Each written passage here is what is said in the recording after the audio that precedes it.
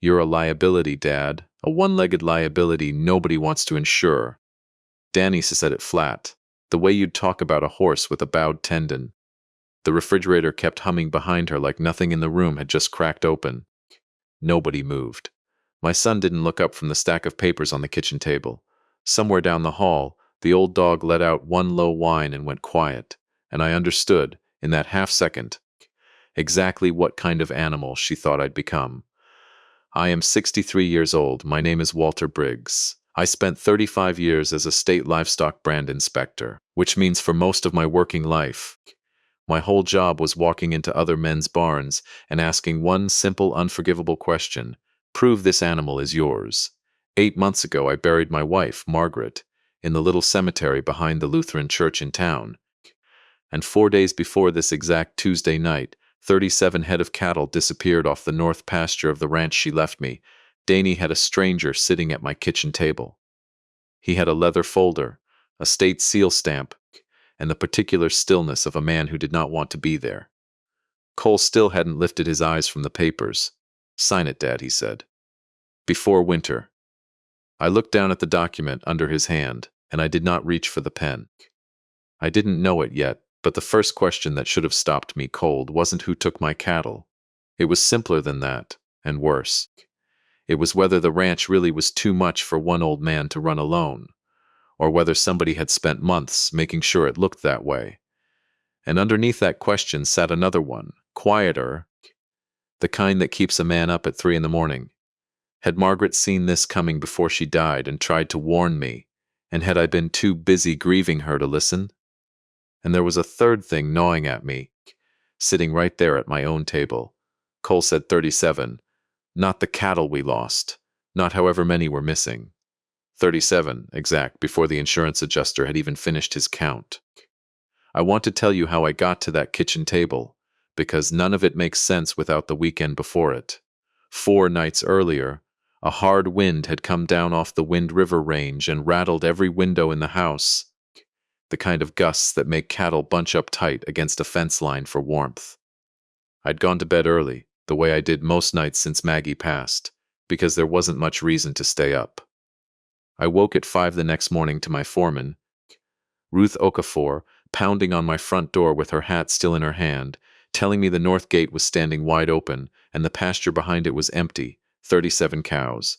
Bred heifers, mostly the good stock, the ones Maggie's grandfather had spent 60 years building a bloodline around. Gone, no broken fence, no tracks worth a damn in that wind. Just an open gate and a padlock lying in the frozen mud like somebody had set it down gently instead of cutting it. That's the kind of loss that would have broken most men's hearts clean in half, and mine did break, standing out there in that cold pasture watching my breath fog up in front of me.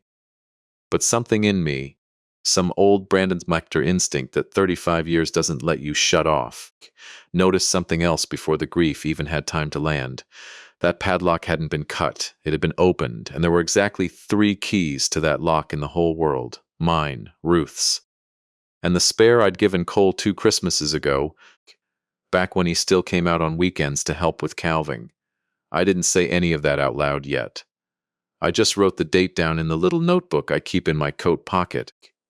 The habit of a man who spent his career learning that the first thing you notice is usually the thing everybody else talks themselves out of remembering.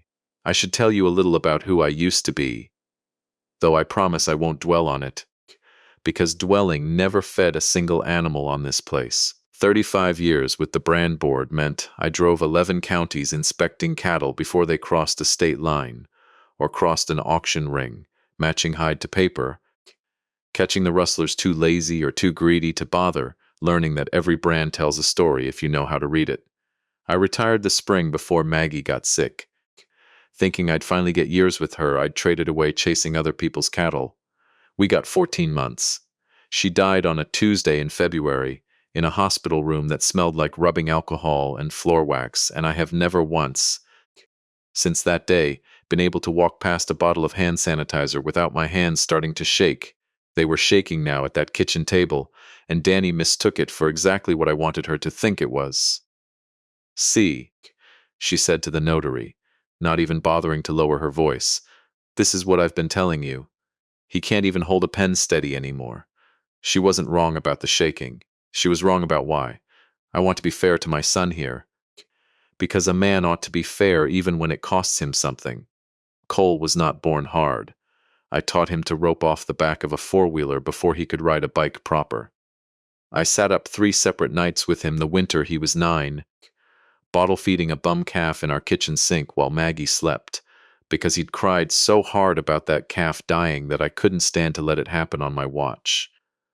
I put him through 2 years of ag school before the money ran thin, working brand inspections on weekends and holidays to cover it, missing more birthdays and Christmas mornings than I care to count in the process.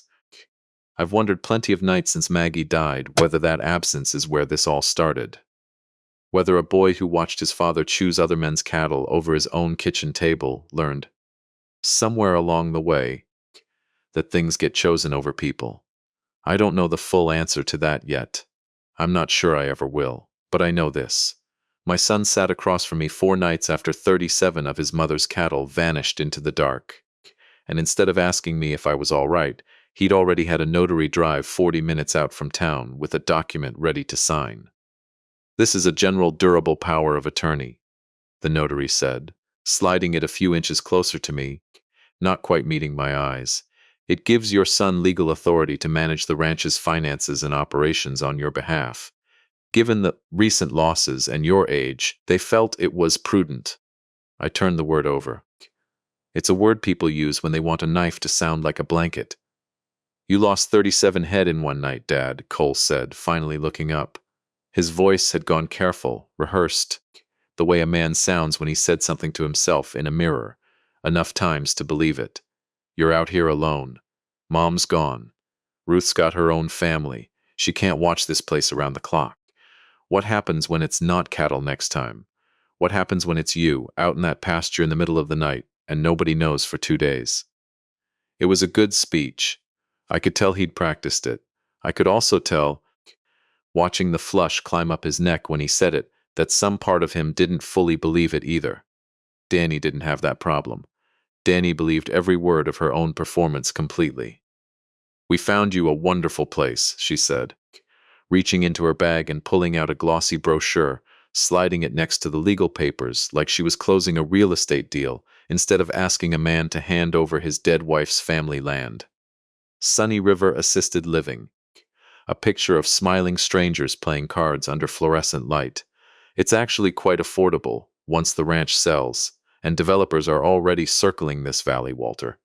Land like this, with the ski resort expanding the way it is, you could clear enough to live comfortably for the rest of your life and still have plenty left for Cole and me to start our own place someday. It's the smart thing. For everyone. For everyone. I looked at that word sitting there on my kitchen table between the brochure and the power of attorney, and I thought about Maggie's grandfather building this brand one calf at a time through the Depression.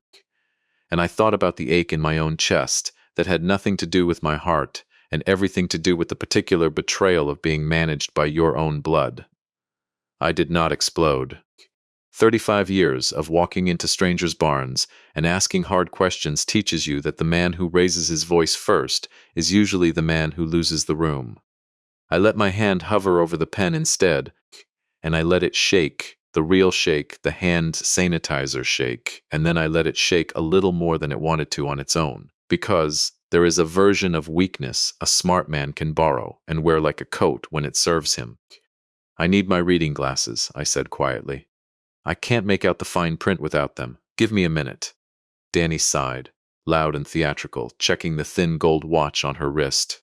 We don't have all evening, Walter. I'll be quick, I said, and I pushed back from the table, and I did not look at either of them as I walked toward the stairs, dragging my boots a little heavier than I needed to, playing the part of a broken old man walking away from the fight of his life.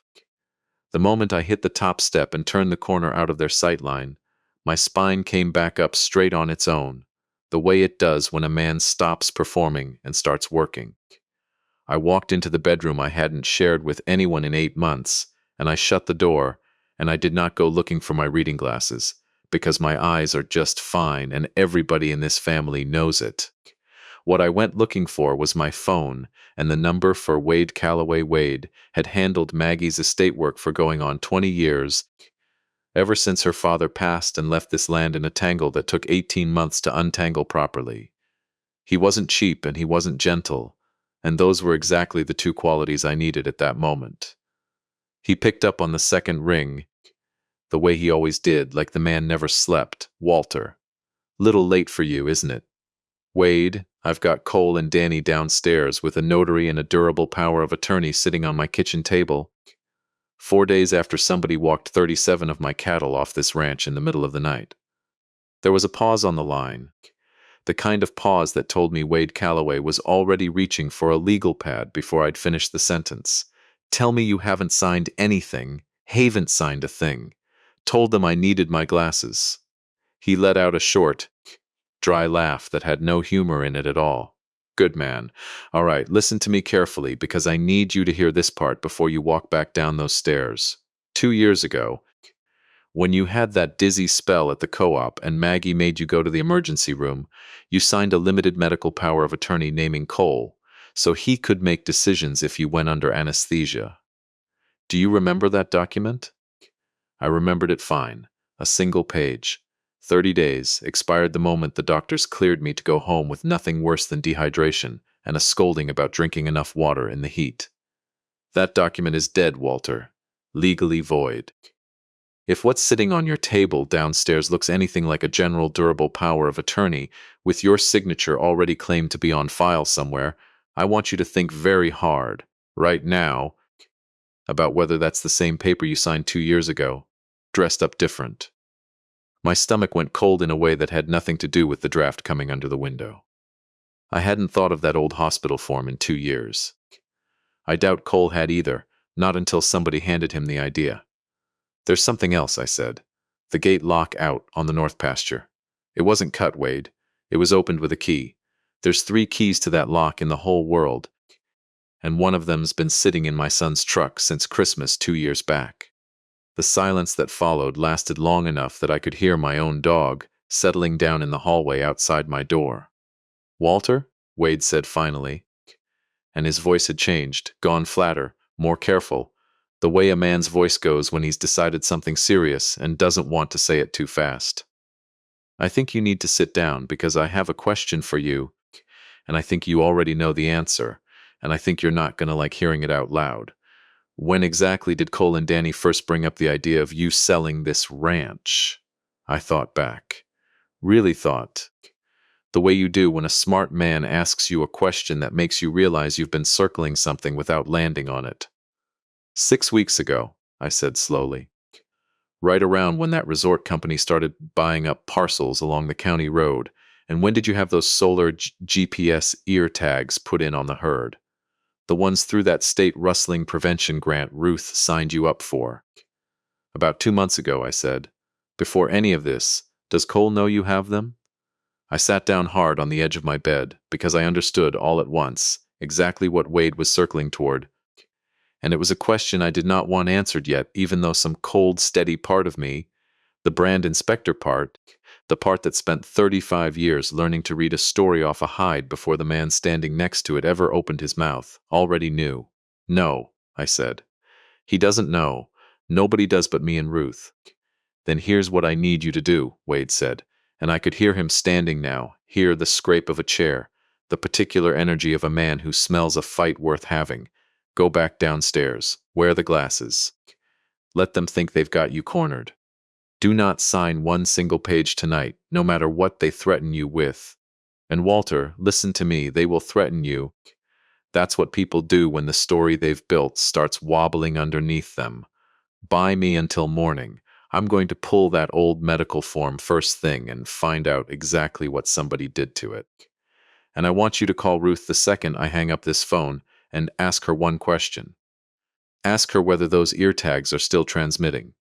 I sat there a moment with the phone still warm against my ear, looking at the framed photograph on my nightstand, Maggie in her canvas coat, laughing at something out of frame, standing in front of the north gate that had been standing open 4 nights ago with a key nobody but 3 people on this earth should have owned. Wade, I said, If those tags are still transmitting, if I can pull up exactly where that herd went, what happens then? Then, old friend, Wade said. And for the first time that night, I heard something in his voice that sounded almost like relief. We stop asking whether somebody stole 37 of your cattle, and we start asking who they sold them to, and why your own son already had the number 37 memorized before anybody official ever counted the herd for him. I hung up the phone. I did not go looking for my reading glasses. I walked to the closet instead and reached up onto the top shelf past the winter coats to the small metal lockbox Maggie had given me the year her father died, the one that still held his old branding iron and a leather ledger book nobody in this family but me had opened in a decade. My hands had finally stopped shaking. I picked up the ledger and I sat back down on the edge of the bed and I started reading because some instinct older than grief was telling me that whatever Margaret Briggs had been quietly worried about before she died, she'd have written it down in the one place she knew I'd eventually think to look.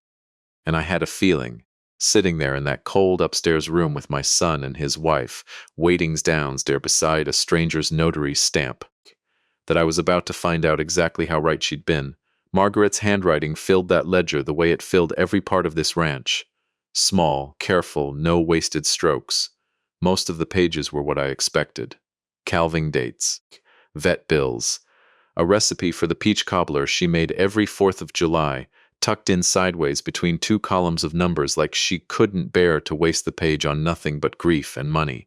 But near the back, dated a little over a year before she died, I found this, worried about Cole tonight, not about anything he's done, about what Danny wants him to become. He used to ask me what I thought. Now he tells me what she thinks. Like it's the same thing. I keep telling myself love doesn't turn a person into someone else's hands. But I've watched it happen before in other families, and I don't know how to say those to Walter without sounding like a jealous old woman who can't share her son. So I'll just write it here instead, where nobody has to hear me say it out loud. If something ever happens to me, watch how easily he agrees with her. That's not the same as being close to your wife. That's something else, and I don't have a good word for it yet. That was all.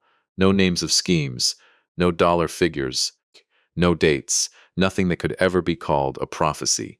Just a mother's plain ordinary worry, the kind every parent carries somewhere and hopes never has to be proven right.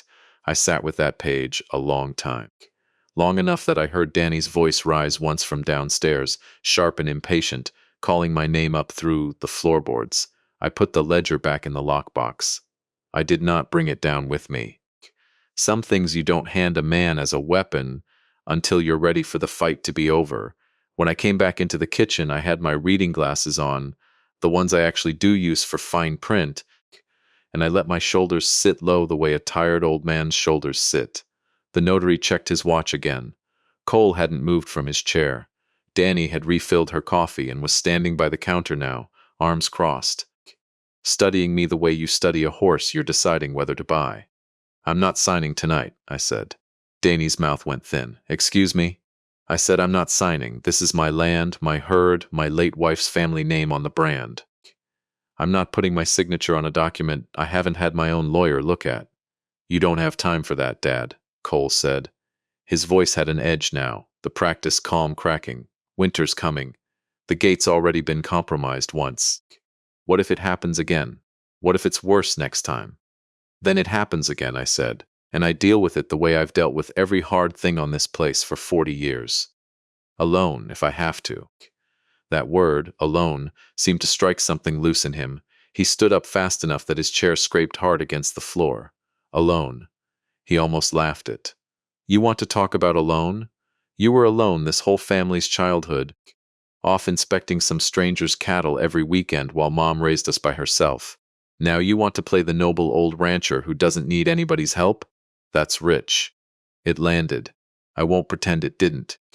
There's a version of that accusation I've turned over in my own head, plenty of nights since Maggie died, and hearing my son say it out loud, in anger, in my own kitchen, hit somewhere true enough that I had to take a slow breath before I answered.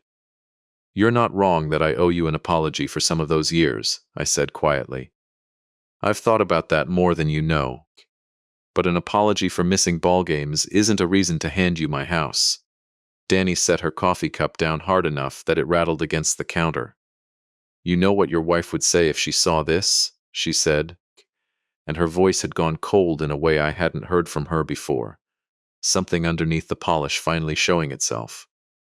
She'd say you're being a stubborn old fool over a patch of dirt with some sentimental brand burned into it. That ranch was never some sacred thing, Walter. It's just land. Margaret would have sold it in a heartbeat if it meant Cole didn't have to struggle. The room went very quiet. I'd spent 35 years learning to keep my face level when a man lied to me about his own cattle. I kept it level now, but something in my chest had gone hard and still.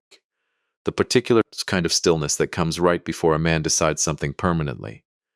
You didn't know my wife, I said. Don't speak for her again. Cole didn't defend that sentence. He didn't take it back either. He just stood there, jaw working, caught between the two of us. And in that silence I understood something I'd been too heartbroken to see clearly until that exact moment. That whatever was happening in my house that night, my son had stopped being the one steering it a long time ago. Fine, Cole said finally, low and hard. You want to do this the difficult way, we'll do it the difficult way. I'll file for guardianship, Dad. I'll get a doctor to evaluate you. And after what happened with those cattle, after everything with Mom, it won't be hard to convince a judge you're not fit to run this place alone anymore. And when that happens, you won't get a say in any of it. Not the ranch. Not where you live. Nothing. And if you fight this, Danny added, stepping up beside him, if you drag this out and make us look bad in front of a judge, don't expect to be part of this family anymore. No holidays. No calls. If we ever have kids, they won't know your name. I looked at my son standing there letting his wife finish his threats for him, and something in me that had been holding on for 8 months of grief and 4 days of fear finally let go of any hope that this was going to end gently. I hear you, I said, both of you. I walked to the hall closet. I took down my coat. I did not raise my voice, and I did not slam a single door, and that, more than anything else I did that night, seemed to unsettle them both more than shouting would have. Where do you think you're going? Danny said. To sleep somewhere. I'm not being told what I'm worth in comparison to an insurance policy, I said, and I picked up the old canvas duffel I keep by the mudroom door for cattle hauling trips, half-packed already from years of habit, and I walked out the front door into a cold, so sharp it felt honest, into a night that smelled like snow that hadn't fallen yet. Nobody followed me to the truck. I drove the 11 miles into town with the heater rattling and my hands finally steady on the wheel, and I did not go to a motel. I went to Wade Calloway's office, where the man was waiting for me with the lights already on and 2 cups of black coffee sitting on his desk like he'd known exactly how this night was going to end before I did. Rough one, he said, not really a question. They threatened guardianship, I told him, dropping into the chair across from his desk. Danny insulted Maggie to my face. Cole told me I'd never meet my own grandchildren if I fought them. Wade's jaw tightened, but his voice stayed level, the tone of a man who's heard worse and knows better than to waste energy on anger he can spend on strategy instead. Let them try the guardianship route, he said. It's slow, it requires a medical evaluation, and any doctor worth a license is going to take one look at you, hear you speak in full sentences about brand law and grazing rotations, and laugh them out of the room. That threat is bluster, Walter. It's meant to scare you into signing something faster than the law actually moves. What worries me a good deal more is this. He turned his laptop toward me. On the screen was a scanned copy of the old medical power of attorney, my real signature, from 2 years back, next to a photocopy of the document sitting on my kitchen table that same night. Look at the header, Wade said. I leaned in. Where the old form had read limited medical power of attorney, duration, not to exceed 30 days. The new one read general durable power of attorney, and my signature sat at the bottom of both in what looked, to my untrained eye, like the exact same slant, the exact same pressure. They didn't forge a new signature, Wade said quietly. That's the same signature from 2 years ago, lifted and pasted onto a different document. Cleaner than a forgery. Almost impossible to prove with a handwriting expert, because it's not fake handwriting, it's real handwriting attached to the wrong paper. Almost impossible, I repeated. Almost, Wade said, and for the first time all night, something like a smile crossed his face. Which is why I called a forensic document examiner an hour ago, a woman named Priya Anand, who's done work for 3 different district attorneys in this state. She can tell, under magnification, whether ink from a signature block was laid down at the same time as the rest of a page, or added later on top of dried toner. If that signature was scanned and reprinted onto a new document, there'll be a seam. There always is. We just have to be patient enough to let her find it properly, through channels that'll hold up in front of a judge, not go digging through anybody's private files ourselves like a couple of outlaws. I nodded slowly, some of the coffee finally starting to loosen the cold that had settled into my chest. There's something else, I said, and I told him about Ruth, and the GPS tags, and the padlock that hadn't been cut. Wade was already reaching for his phone. Call her tonight, he said. Right now, before you sleep, ask her to check the tracking dashboard for the herd. If those cows are still wearing live tags, we don't need a forged document or a courtroom fight to find out where they went. We just need to look. I called Ruth from the parking lot outside Wade's office, standing under a street lamp with my breath fogging in the cold, and she picked up on the first ring, wide awake, like she'd been sitting by the phone waiting for exactly this call. Walter, she said, before I'd even finished explaining.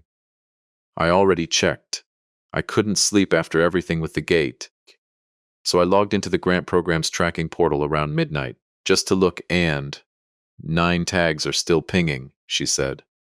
Battery on those solar units is supposed to last 18 months without a signal issue. So 9 live signals out of 37 isn't strange. The rest probably lost line of sight or got covered by a trailer roof. But those 9, Walter, they're not scattered. They move together. Same route, same timing, all the way out to a livestock sale facility, 2 states over. I've got the printout sitting right here on my kitchen table. Whose facility? Ruth was quiet a second, and I could hear paper rustling on her end of the line. It's leased under a name I don't recognize, she said. Some outfit called Highline Ag Holdings. But Walter, I did a little digging on my own before I called you, because something about that name nagged at me. Highline Ag Holdings shares a registered agent with a company that's been buying up parcels along the county road for the last 2 months. The same company Danny's been telling half the valley is building the new resort expansion. I stood there in that cold parking lot a long moment, watching my own breath rise and disappear, feeling something shift in my chest that wasn't quite relief and wasn't quite anger, but sat somewhere close to both. Ruth, I said finally, print that out for me. Every page. I want to be able to hold it in my hand. Already printing, she said. There's something else on the trail camera by the equipment shed, too. The one you had me put up last spring after somebody kept leaving the propane tank cap loose. I finally sat down and went through 2 weeks of footage tonight while I couldn't sleep. What'd you find? 4 nights ago, she said. And her voice had gone careful now. The voice of someone about to hand a man something they know is going to hurt him. 2:11 in the morning. Headlights pull up to the equipment shed, cut the engine, sit dark for 6 minutes. Then they drive off toward the north pasture. I ran the plate against the county registration records this evening because I couldn't stand not knowing. Whose truck, Ruth? She didn't answer right away, and in that pause I already knew. The way you know a diagnosis is bad from the doctor's face before he's said a word of it out loud. It's Cole's truck, Walter, she said finally. I'm sorry, I'm so sorry. But it's his. I didn't say anything for a long moment. I stood there under that street lamp, with the whole valley gone quiet and dark around me. Snow finally starting to fall in slow, fat flakes that caught the light and drifted down without any hurry at all, like the world had decided grief could take its time. Print that footage too, I said finally, my voice steadier than I expected it to be. Every frame you can pull a clear image from.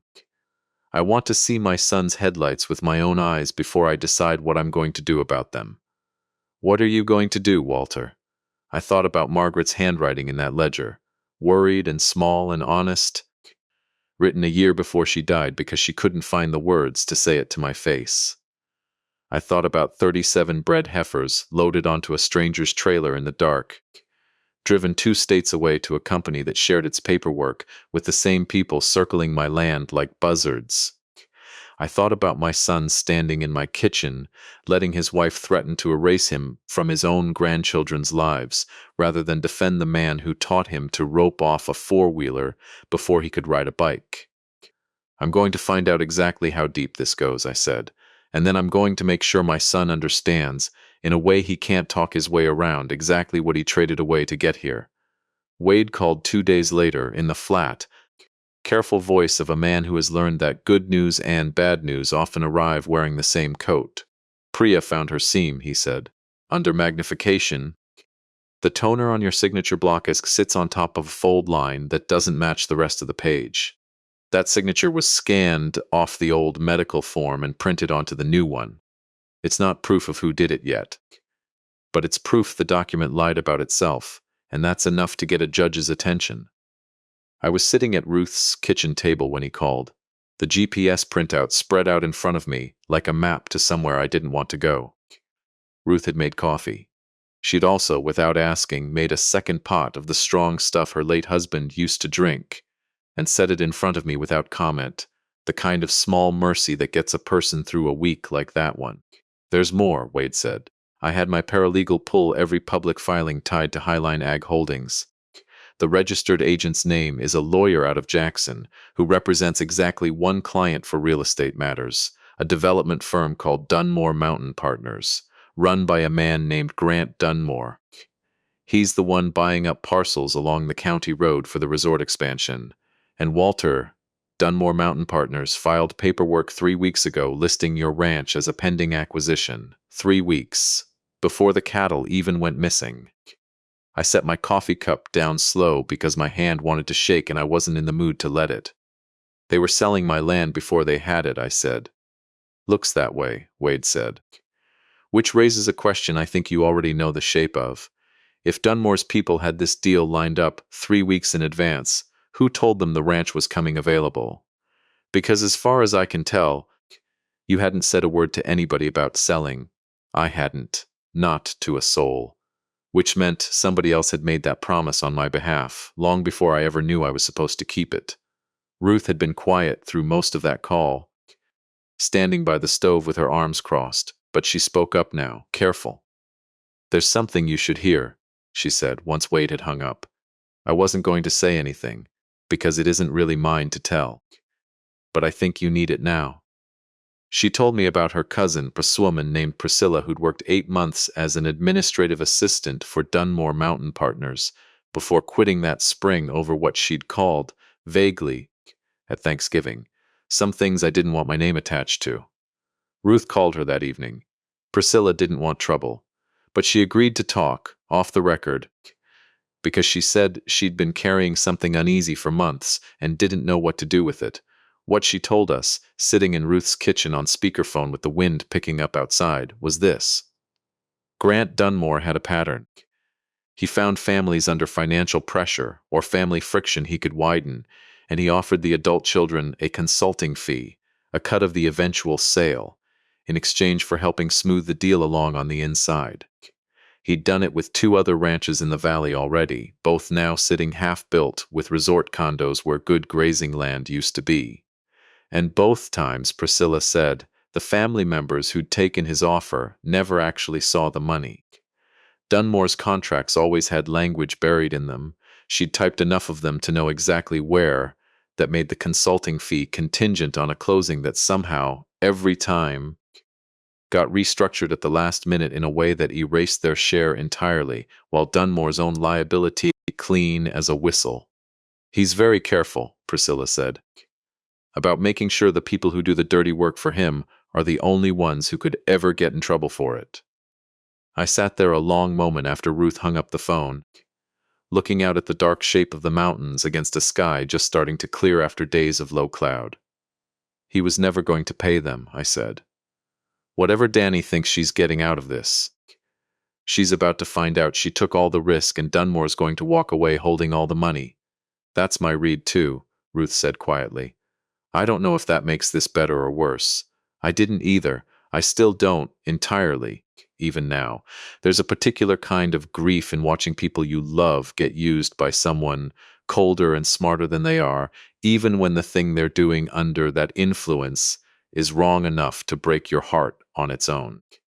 I want to slow down here and tell you something I haven't said yet, because I think it matters more than the forgery, more than the trailer route, more than any of it. That week, while Wade's investigator worked and Priya Anand ran her tests, and Ruth quietly pulled strings with a cousin she hadn't spoken to in years, I drove out to the north pasture every morning at first light and stood at that gate with the new padlock Ruth had installed, the same spot where 37 of Maggie's grandfather's cattle had walked off into the dark. I wasn't looking for evidence out there. I already had plenty of that back at the house. I was looking for something else, something I couldn't have named at the time. Standing in that cold with my breath fogging and the empty pasture stretching out white and quiet in front of me, I think I was looking for the version of my son who used to ride out there with me on Saturday mornings, small enough that his boots didn't reach the stirrups, asking me 100 questions about brands and bloodlines that I never once got tired of answering. I never found him out there. But I kept looking anyway, every morning, because a father doesn't stop looking just because the search has gotten harder to justify. On the fourth morning, Ruth found me standing at that gate and didn't say anything for a while. She just stood next to me, the two of us watching the sun come up cold and orange over land that had belonged to Maggie's family for 4 generations.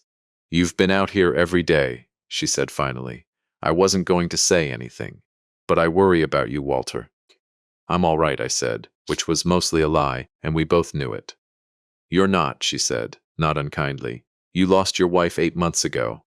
You buried her without a single day off before calving started, because that's who you are.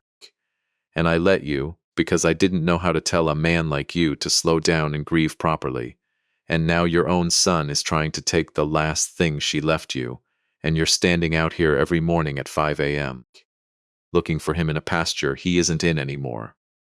I didn't have an answer for that. My throat had gone tight in a way I didn't much like, out there in the open, where anybody could see. "I should have made you take a week off after the funeral," Ruth said. "I've felt bad about that for months and never said it. I'm saying it now. I'm sorry, Walter. And I don't know exactly why it was that moment, out of all the harder moments that week, that finally cracked something loose in me. Maybe because Ruth Okafor is about the least sentimental person I've ever worked alongside. 20 years of hard weather and harder calving seasons between us, with barely a hand on the shoulder to show for it. But I reached out and pulled her into a hug right there at that gate, both of us in our canvas coats with the cold coming up off the frozen ground, and neither one of us said a single word for a good long minute. It wasn't romantic. It wasn't anything but too tired. Stubborn people who'd been carrying too much alone for too long, finally setting a little of it down where somebody else could help hold it. "Thank you," I said when I finally let go, "for staying all these years. I don't say that enough." "You don't say much of anything enough," Ruth said, wiping her eyes fast and pretending she wasn't. "But I've known that about you since the day I started. Come on. You've got a lawyer waiting on a call, and I've got a printout with your son's truck on it. And standing out here in the cold isn't going to change either one." That was the same week Wade found the second piece of the puzzle, the one that finally explained why Dunmore's people had been so confident so early that this land would be theirs to sell. He drove out to the ranch himself to tell me, which wasn't like him. Wade Calloway billed by the hour and didn't waste windshield time he could spend on the phone. And I knew before he even got out of his truck that whatever he'd found, he wanted to watch my face when I heard it. 2 years ago, he said, standing in my kitchen with his coat still on. About 8 months before Margaret got her diagnosis, she came to see me, alone, didn't tell you, and made me promise not to either, not unless it ever mattered. My chest went tight. "Tell me what, Wade?" "She put this ranch into a permanent agricultural conservation easement with the county land trust," he said. "Recorded, filed, ironclad. It restricts this property to agricultural use in perpetuity. It can never be subdivided. It can never be developed. And Walter, it can never be used as collateral for a commercial loan, because no bank or private lender in this state would touch land they can't legally resell if a borrower defaults. I stood there in my own kitchen a long moment, trying to make my mind catch up to what he'd just said. She never told me, I said quietly. She told me she was going to, Wade said. She just ran out of time before this illness took that choice away from her, too. But she left a note with the filing, Walter. Wanted me to give it to you if it ever came to this. He handed me a single folded page, and I recognized Margaret's handwriting before I'd even opened it. The same small, careful strokes as the ledger upstairs. Walter, if you're reading this, it means somebody tried to take what my family spent 4 generations building, and I wasn't there to stand between you and them. I couldn't stand the thought of that happening after I was gone, so I did the one thing I knew how to do quietly, without making you worry about me while I still had good days left. This land can't be sold out from under either one of us now, not by a stranger, not even by our own son, no matter how much he might someday want it to be. I'm sorry I didn't tell you while I still could. I love you more than any of this dirt, and I love this dirt more than I ever let on. Take care of both. I had to sit down at my own kitchen table to finish reading it. So whatever Dunmore promised them, I said finally, my voice rougher than I wanted it to be, whatever loan they think they secured against this land, none of it can ever actually go through. The collateral doesn't exist, correct, Wade said, which means somewhere in the next few weeks, a very large private lender is going to discover the ranch they think they're holding a lien against was never legally available to lien in the first place. And when that happens, Walter, that debt doesn't disappear. It follows whoever signed for it. I thought about Cole, sitting alone in whatever office he sat in these days, believing he was 3 weeks from a payday that had never existed.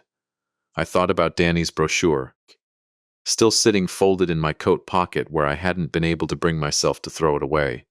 And I thought, not without some old tired ache underneath the anger, about how much easier all of this would have been if my son had simply come to me and said the truth 6 weeks ago, that he was scared, that he felt smaller than his wife's ambitions, that he didn't know how to say no to her without feeling like he was failing at the one thing he thought a husband was supposed to do.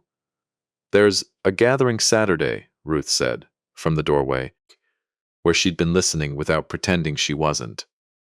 The High Country Ranchers' Fall Benefit out at the fairgrounds. Whole Valley turns out for it. I heard from 3 different people this week that Danny's been telling folks you're finally ready to sell, that there's an announcement coming Saturday night. An announcement, I repeated. She's planning to do it in front of everybody, Ruth said. Make it look decided, make it look kind. Give you no room to say no in front of 300 people you've known your whole life. I looked down at the printout still spread across my table, the trailer route, the timestamps, my son's headlights pulling up to my own equipment shed at 2 in the morning, and then at Margaret's letter folded now inside my coat next to that glossy brochure I couldn't quite make myself throw away. Then I suppose, I said, we'll be there Saturday too. The High Country Ranchers' Fall Benefit fills the county fairgrounds every October, rain or shine. 300 people under strings of lights in the big equipment barn, folding tables loaded with casseroles, a silent auction table nobody ever bids on until the last 20 minutes. I'd been coming to that benefit for 30 years. Maggie used to run the bake sale table. I hadn't wanted to go this year at all. I went anyway, because Danny had chosen it as her stage, and a man doesn't win a fight by refusing to show up for it. Wade came with me in a gray suit that looked out of place next to all the canvas coats and pearl snap shirts, carrying a leather folder I'd asked him not to open until I gave the word. Ruth came too with the printouts in a manila envelope tucked under her coat, and Priya Anand's signed report folded inside Wade's jacket pocket. I wore my good flannel and my clean boots and Maggie's letter still folded in my breast pocket where I could feel it every time I took a breath. Cole and Danny were already there when we arrived, standing near the coffee urn in the good clothes people wear when they want to be believed. Danny had her hair done. Cole had his hands in his pockets and his eyes on the floor, and something in the set of his shoulders told me he already knew. On some level, he wasn't letting himself look at directly. that this wasn't going to go the way his wife had planned it. She found her moment around 8, when the band took a break and half the room had a plate of food in one hand and a cup of coffee in the other. She climbed up onto the little riser they use for the 4-H auction and tapped a fork against her glass until the room quieted, and I watched her face arrange itself into something warm and generous, the same face she'd worn across my kitchen table the night the notary sat there, watching my hands shake. "I want to say something," she announced, "about a wonderful, hard decision our family has made together." She was 2 sentences into it, something about legacy, something about knowing when to let go with grace. When I walked up to the front of that barn with Wade a half step behind me and set a single sheet of paper down flat on the table beside her, hard enough that the sound cut through her sentence and every head in the room turned at once. "You should finish that thought carefully, Danny," I said, "because everybody here is about to hear the rest of it, whether you say it or I do." The room went still in the particular way a room goes still when 300 people all decide, at the same moment, that something real is about to happen. Somewhere behind me, a folding chair scraped. A baby fussed once and got quieted. Nobody reached for their coffee. Danny's smile held for exactly 1 second too long before it started to slip. "Walter, this isn't the time." "It's exactly the time," I said. "You picked it." Cole had come up beside her now, and I looked at my son directly, the way I hadn't let myself look at him properly in weeks, past the anger, just looking at him the way a father looks at his boy. "4 nights before you and your wife sat a notary down at my kitchen table. I said, 37 of your mother's cattle disappeared off the north pasture. Somebody opened that gate with a key, not cut it, opened it, and there's exactly 3 people alive who've ever held a key to that lock." I slid the printout across the table, Ruth's trail camera image, grainy but unmistakable, headlights and a familiar grill pulled up to the equipment shed at 2:11 in the morning. "That's your truck, son. 4 nights before you told me I couldn't be trusted to run this ranch alone anymore." Cole didn't say anything. His face had gone the color of old ash, and his mouth opened and closed once without sound, the way a man's does when the ground he's been standing on has already given way, and he just hasn't finished falling yet. Danny found her voice before he found his. "You have no proof any of that means what you think it means," she snapped. But there was a crack running through it now, thin as a hairline, and everybody in that barn could hear it. "A truck driving by at night isn't a crime." "No," I agreed. "But 9 GPS ear tags pinging a live signal all the way to a livestock facility 2 states over is a fairly clear map of where 37 of my cattle ended up. And a company called Highline Ag Holdings leasing that facility, sharing a registered agent with Dunmore Mountain Partners, is a fairly clear map of who they got sold to." I looked at her steadily. "The same Grant Dunmore who filed paperwork listing this ranch as a pending acquisition 3 weeks before you ever sat me down to discuss selling it." Somewhere behind me I heard a woman gasp. Carol Whitfield, who ran the feed store, who'd known this family for 30 years. I didn't turn around. I kept my eyes on my son. "They were never going to pay you your cut, Cole," I said, softer now, because whatever anger I'd carried into that barn had started, standing there, to burn down into something closer to grief. "Dunmore's done this to 2 other families in this valley already. Takes the child, promises them a piece of a deal that never closes clean, and walks away holding all of it while somebody else's name is the one attached to the crime. You didn't betray me for money you'll ever see. You betrayed me for money that was never real in the first place." Danny's face had gone white. I watched something break loose behind her eyes, some calculation finally failing to add up the way she'd been so sure it would. And for one moment, standing there under those string lights with 300 neighbors watching, she looked less like the woman who'd insulted my dead wife across my kitchen table, and more like somebody who'd just realized the ground under her own feet had never been solid either. "You're lying," she said, but it came out thin. "This is a setup. You're trying to make us look. I have a forensic document examiner's signed report," Wade said, stepping forward and opening his folder for the first time, "confirming that the power of attorney you presented to Walter Briggs 4 nights after this theft was not a newly executed document, but a signature scanned from an expired medical form and printed onto fraudulent paperwork. That's not an accusation, Mrs. Briggs. That's a laboratory finding, and it's already been shared this afternoon with the county attorney's office. A murmur went through the crowd, the particular sound of 300 people recalculating who they thought they'd been standing next to all evening. It was Cole, finally, who spoke, and his voice, when it came, wasn't the rehearsed voice from my kitchen table anymore. It cracked in the middle. I told her it was wrong, he said, so quiet I almost didn't catch it over the murmur of the room, and then louder, forcing it out like it hurt to say. I told her, Dad. I said we shouldn't do it this way. She said it wasn't stealing if it was going to be ours eventually anyway. She said, Cole, stop talking, Danny hissed. No. He turned to her, and something in his face had finally, after weeks, come loose. No. I'm done letting you finish my sentences for me. You told me my father wouldn't ever understand what we needed, that he'd chosen his cattle over this family for 30 years. And it was time somebody finally chose us back. You told me it wasn't really lying if it worked out the way we planned. His voice broke fully now. You made it sound like the only way I could ever be enough for you was if I took something that wasn't mine to give. Danny stared at him, and for one long, terrible second, the mask I'd watched her wear since the day she married my son slipped all the way off, and what was underneath wasn't triumph or fear. It was something colder, a flat, calculating disappointment. The look of a woman recalculating whether the asset in front of her still had any value left in it at all. You worthless coward, she said, low, vicious, meant only for him but carrying anyway in that quiet barn. I built this whole plan around you actually following through, and you're going to fall apart in front of your father's whole town? That was the moment somebody I hadn't expected stood up, Priscilla.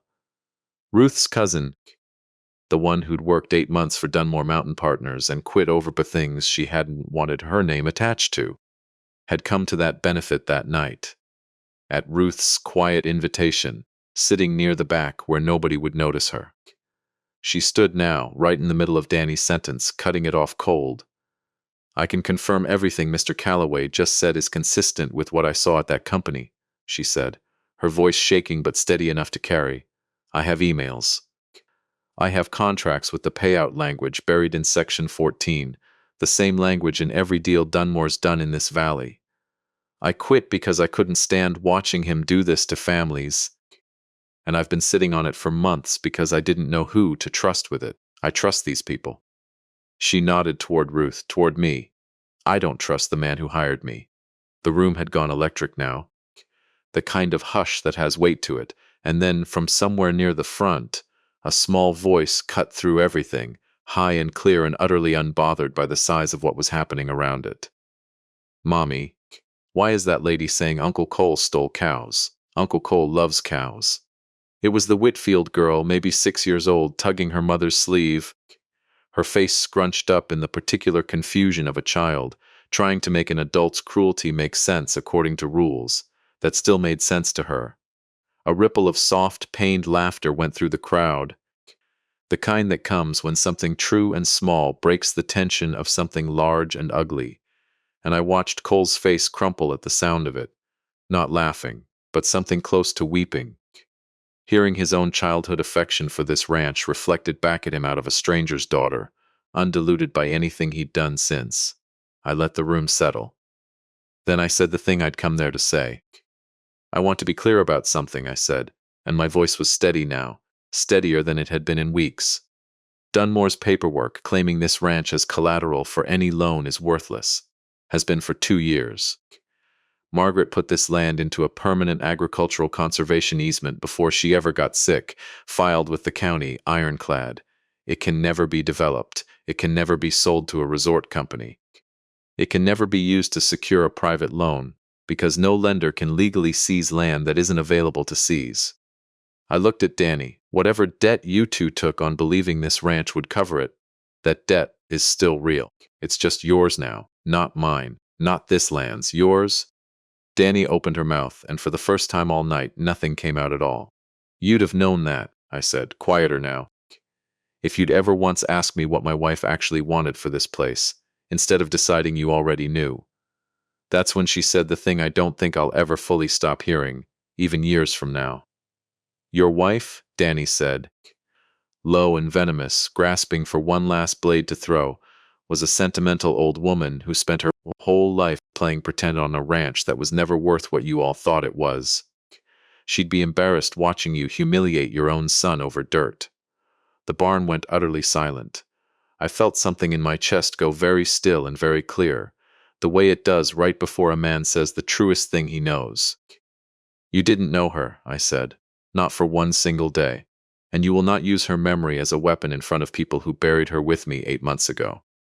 I turned then, not to Danny, but to the crowd, to 300 neighbors who'd known Margaret Briggs longer than her own daughter-in-law had known her at all. Anybody in this room who actually knew my wife, I said, knows exactly what she'd have said about tonight. And here is the part I did not plan, the part that still catches somewhere behind my ribs when I think about it. Carol Whitfield stood up first, then old Sam Dryden, who'd farmed the section next to ours for 40 years, then 4, 5, a dozen more, not shouting, not making a scene, just standing quiet the way ranch people stand when they've decided where they belong in a fight without needing to announce it. Nobody said a word.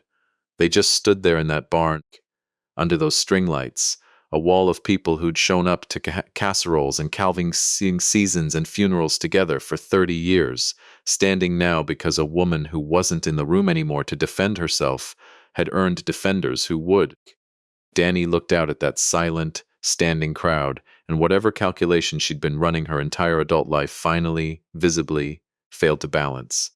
She didn't say anything else. She turned and walked out of that barn alone, her heels loud against the concrete in the sudden quiet, and nobody moved to stop her, and nobody moved to follow her either. Cole stood where he was, alone now in a way that had nothing to do with geography, tears running openly down his face in front of 300 people who'd known him since he was a boy small enough that his boots didn't reach the stirrups. Dad, he said, so quiet I had to lean in to hear it. I don't know how to fix this. I looked at my son for a long moment. I thought about Margaret's ledger, worried and careful, written a year before she died. I thought about the bum calf we'd bottle-fed together in our kitchen sink when he was 9 years old, crying so hard I couldn't stand to let it die. I thought about every weekend I'd traded away chasing other men's cattle, and about the particular quiet arithmetic of how a boy learns what gets chosen and what doesn't. I owe you something too, I said, and my own voice wasn't steady anymore either. I spent your whole childhood proving I could find any missing animal in 11 counties, and I never once sat you down and taught you how to tell me when you felt like you were missing something yourself. I don't think you learned to hide what you needed from a stranger, Cole. I think you learned it from me. The room had gone soft now, not silent the way it had been during the accusations, but the particular hush of people watching something private and true happen in a public place and choosing to let it happen gently. That doesn't make what I did right, Cole said. No, I agreed. It doesn't. You're going to have to answer for the theft and for the fraud, whatever that ends up looking like with the county attorney. I'm not going to stand in front of that to protect you. I love you too much to teach you twice that there's no cost for choosing wrong when the person you love asks you to. He nodded, wiping his face with the back of his hand, looking younger in that moment than I'd seen him look in 15 years. But I said, and I felt something in my own chest finally start to loosen after weeks of holding so tight. You told the truth tonight, in front of everybody, when it would have been easier to keep letting her talk for you. That matters. That's a place a man can actually start from. I didn't hug him. Not yet. Some things take longer than one night in a barn to mend, and I wasn't going to pretend otherwise in front of 300 witnesses just to make the ending feel tidier than it was. But I put my hand on his shoulder, the way I used to when he was small enough to need boosting up into a saddle, and he didn't pull away from it, and for that night, standing there under those string lights with the wreckage of his marriage walking out the door behind him, that was enough. The weeks after that benefit moved slower than the weeks before it. The way healing always does compared to the speed of a wound. Grant Dunmore was arrested on a Thursday morning, 11 days after the fairgrounds, in the parking lot of his own office in Jackson. Priscilla's records, combined with two other families in the valley finally willing to come forward once they saw they wouldn't be standing alone, gave the county attorney enough to move fast. It turned out the Hendersons, 3 ranches over, and old Walt Kowalski's grandson up near the pass had both been offered the same consulting fee arrangement, and both had watched it evaporate the same way Cole had, right at the moment the money was supposed to arrive. Dunmore Mountain Partners collapsed inside a month, the way a thing collapses when it was never built on anything but other people's desperation in the first place. I didn't feel triumph watching that news travel through town. I felt something quieter and heavier, closer to sorrow for how many families it had taken to finally slow a man like that down. Danny was charged separately: conspiracy, fraud, forgery by association through the notary, who it turned out had been paid in cash on more than one occasion, and lost his commission entirely once the state board finished with him. She hired an attorney from Denver who tried for a while to paint her as a woman manipulated by a predatory developer herself. I don't know if that's entirely false. I've thought about it more than I expected to. But a person can be used by someone worse than them and still be the one who chose, every single day for 6 weeks, to walk into my kitchen and smile at me over a document meant to take my house. She and Cole divorced quietly that winter. She left the valley before the snow really settled in, and as far as I know, nobody here has heard from her since. I won't pretend I wished her well. I also didn't spend much time wishing her ill. There wasn't room left in me for either, not with everything else that needed tending. Cole's case took longer, and it took a harder road, because I made sure it did. I sat down with the county attorney myself, 3 weeks after the benefit, and told her plainly that I wanted my son held to account. And I also wanted the record to reflect that he'd come forward publicly, unprompted, before any warrant existed, and that he'd cooperated fully with every investigator who asked him a question since. Both things were true. I wasn't interested in choosing between mercy and consequence. I wanted both, in the right order, the way you'd want them for anybody you actually loved enough to tell the truth to. He pled guilty to a reduced charge that spring, theft and a lesser fraud count, with restitution, probation, and 400 hours of community service, most of which the judge, at Wade's quiet suggestion, allowed him to serve working the ranch itself, under Ruth's direct supervision, logged and verified like any other sentence. I want to tell you what that actually looked like, because it wasn't dramatic. It was early mornings. It was Cole showing up at 5:30 with his own thermos, mucking stalls and mending fence and hauling feed through weather that would have made his old office job look like a vacation, month after month, without complaint, without once asking me to shorten it. Ruth told me, partway through that spring, that she'd started giving him harder jobs on purpose, just to see if he'd flinch. He doesn't, she said. Not once. I think some part of him wants the work to hurt a little. I think it's the only apology he trusts himself to make. I understood that. I'd spent 35 years believing the same thing about my own absences, that showing up reliably, quietly, for long enough was worth more than any speech I could give about how sorry I was for the years I hadn't shown up before. There was a morning in April, calving season in full swing, when I found him alone in the barn at 4 a.m, sitting on an overturned bucket next to a heifer having a rough go of it, talking to her low and steady the way I'd taught him to when he was 9 years old. He didn't hear me come in. I stood in the doorway a minute, watching my grown son coax a first-time mother through the hardest hour of her young life, with nothing but patience and a voice he'd learned from me, before either of us knew how badly we'd eventually need it. "You're good at this," I said finally, and he startled, then settled. "I forgot how much I liked it," he said, "being out here. Just this, not everything else." We didn't say much more than that, not that night.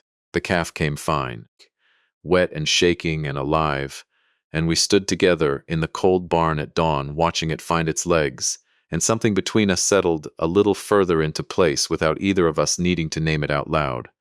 It was 2 weeks after that, on a Sunday evening, with just the two of us at the kitchen table. The same table, though I'd finally had the nerve to sit in Maggie's old chair again by then, that I took out her letter and read it to him. I hadn't planned to. But he'd asked.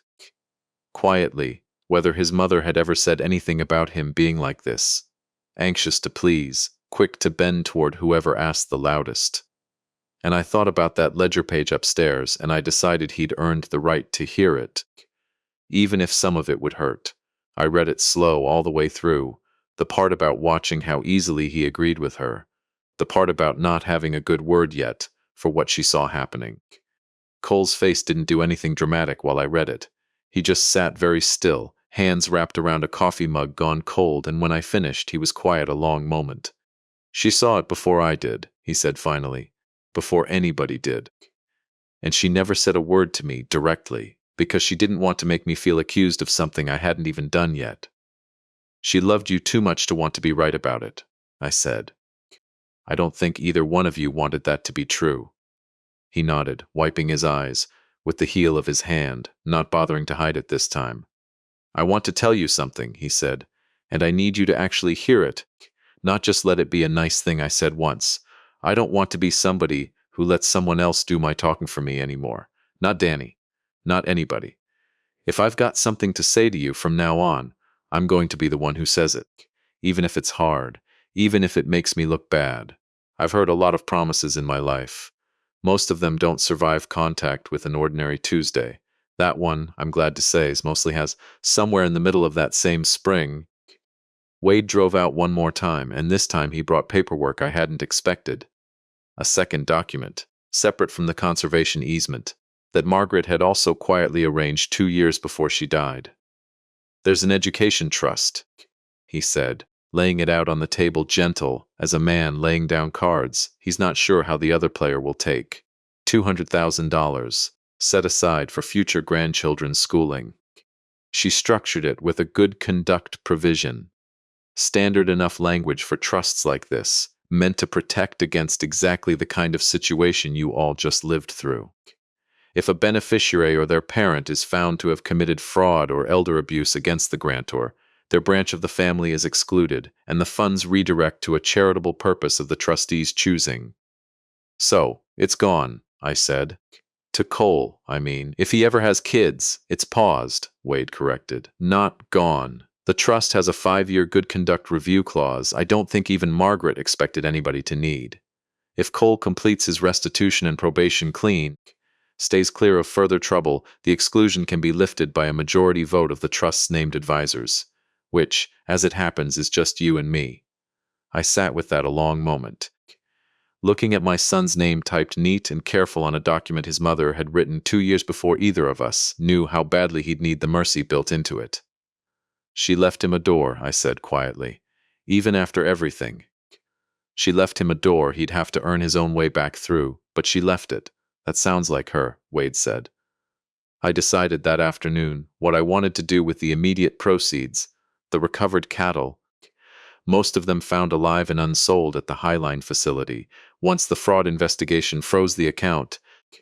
Along with a modest settlement, Dunmore's estate was later forced to pay into a restitution fund for all 3 victimized families in the valley.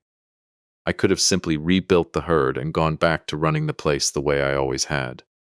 Instead, that June, on what would have been Margaret's 61st birthday, I stood up at another gathering at those same fairgrounds. Not the benefit this time, but a smaller one, just the valley. Folding chairs set out under a clear sky, and announced the Margaret Briggs Legacy Ranch, a working program that would bring at-risk teenagers out to the ranch each summer to learn cattle work, brand history, and the particular, unglamorous patience that raising anything worth raising requires. Ruth agreed to run the day-to-day of it. Cole, once his probation allowed, asked if he could help teach the roping clinics, and I said yes before he'd even finished asking. That was the second hard moment worth telling you about, and it didn't look anything like the confrontation at the benefit. It was quieter. It happened on the first morning the program actually ran. A dozen teenagers from 3 counties standing awkward and half-interested by the corral fence, and Cole stepping up in front of them to demonstrate a simple loop throw, the same one I'd taught him off the back of a 4-wheeler 30 years before. A girl near the front, maybe 15, arms crossed, asked him flat out why a grown man was teaching a summer camp instead of having a real job. Cole didn't flinch from it the way I half expected him to. Because I made a mistake bad enough that I lost the right to a lot of things I used to have, he said. Plain as anything, in front of a dozen strangers and his own father standing off to the side. This is part of how I'm earning some of it back. I figure if I can be honest about that in front of you all, maybe it'll help when one of you has to be honest about your own mistakes someday. It doesn't get easier to say. It just gets more worth saying. I stood at that fence line and felt something in my chest finally fully come untied. Not because the pain of the last month disappeared, but because I understood, watching my son stand there and tell 12 strangers the plain truth about himself without flinching, that whatever had broken between us back in February had actually truly begun to mend, not out of guilt, but out of something closer to the man I'd always hoped he'd grow into. I want to tell you two more small things, and then I'll let this story rest. The first is about Priya Anand's report and the strange, small mercy buried in it. When the county attorney's office finished their review, they determined the notary hadn't acted alone before. He'd falsified 2 other documents years earlier that nobody had ever caught, both times for a fee, both times for families who never knew. Uncovering what happened to me ended up unraveling something rotten that had been sitting quiet in this valley for the better part of a decade. I take no pride in that. But I've come to believe that most justice worth having arrives sideways, tangled up with somebody else's overdue reckoning, and you don't often get to choose the shape it takes. The second is smaller still. Ruth and I never talked about that hug at the North Gate again, not directly, but something between us has stayed a little more honest since, the kind of quiet, steady partnership 2 people build when they've finally stopped pretending they don't need each other's help to carry a hard season. I don't know what to call what we are to each other. I'm not in any hurry to name it. Some things are better left to grow at their own pace, the way good grass does, without a man standing over it demanding it explain itself. As for the ranch itself, the thing this whole ugly winter was fought over, it still sits exactly where it's always sat, 4 generations deep in Margaret's family name, permanently protected now from anybody who might ever again look at it and see only its price instead of what it actually is. I went back out to the North Gate one more time before I finished telling you this. On a clear morning near the end of that first summer program, with the new herd grazing easy in the pasture behind it, and a dozen teenagers' voices carrying faint across the field from the corral, where Cole was running a roping clinic. I stood there a long while, the same spot where I'd once stood in the cold dark, counting an empty pasture and wondering how much of my family I was about to lose along with it. The padlock was new, the gate was solid, and past it, the herd moved slow and easy across grass that would never be paved over, never be sold out from under it, never be anything other than exactly what it had always been meant to be.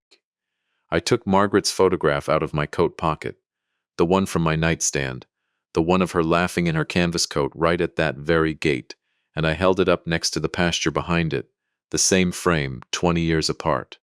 We kept it, I told her, out loud, the way I still talk to her sometimes when nobody's close enough to hear. All of it, and I think, in the end, our boy might just have kept himself too. If you've ever had to hold a hard line with somebody you love more than your own breath, in order to give them the one chance at becoming who they were, always meant to be, I'd like to hear about it down in the comments. It helps more than you'd think to know none of us are carrying these particular winters alone. Thank you for listening to my story today. If it meant something to you, hit that subscribe button so you don't miss the next one.